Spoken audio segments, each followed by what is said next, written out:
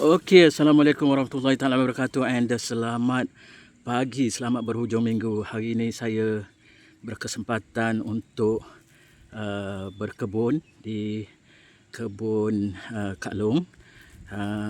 Saya diberi kebenaran untuk mengambil suku daripada 2 ekar kebun ini. Dan alhamdulillah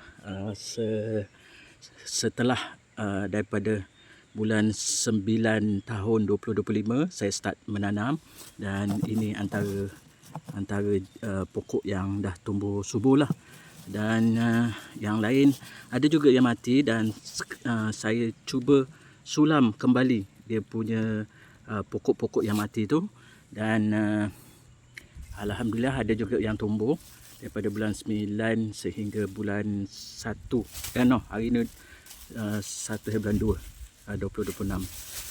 Nampaknya ada yang tumbuh juga, mungkin disebabkan dan ada juga yang mati, mungkin disebabkan cuaca yang tidak menentu dan juga cuaca panas lebih tinggi berbanding dengan hujan di kawasan ini.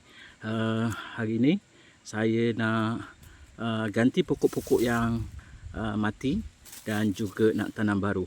Setakat ni alhamdulillah dah ada 60 rumpun.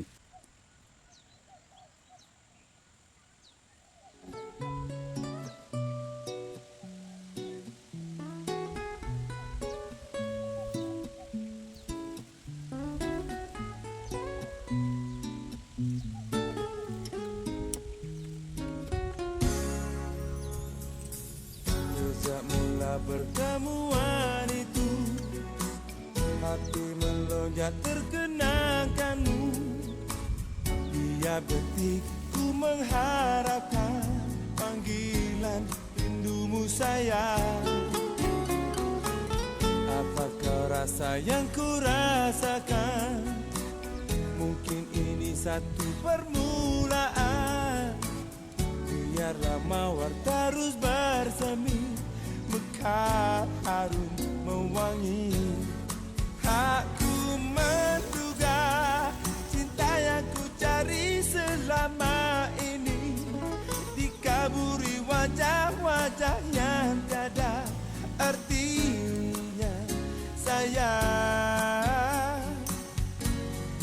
hadir di sisi tanpa harap belas dan perhatian, namun tak pasti hadir di situ saat ku perlukan.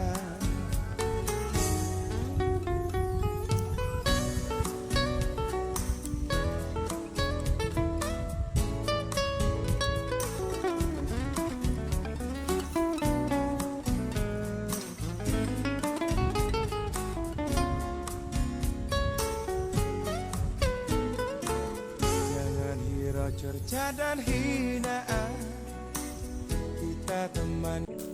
Okey, alhamdulillah selesai sudah. Matahari dah terik sangat. Dah pukul 11 lebih. Alhamdulillah dapat selesaikan 10 rumpun lagi, menjadi kesemuanya 60 rumpun.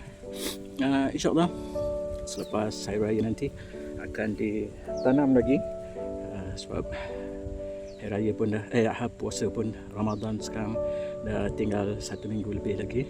Jadi lepas Hari Raya akan disambung semula untuk di bahagian hadapan sana tu, untuk ditanam lagi 40 atau 50 rumpun lagi. InsyaAllah kita cuba yang sebaik. Sebab target saya untuk yang suku ekar ni, sebahagian ni saya cuba dapatkan 100 ke 130 rumpun. InsyaAllah kita cuba yang terbaik. Okey, itu saja yang dapat dikongsikan pada kali ini. InsyaAllah kita bertemu kembali sebelum Hari Raya Cina nanti. Saya akan datang lagi ke kebun ini. Okey, Assalamualaikum.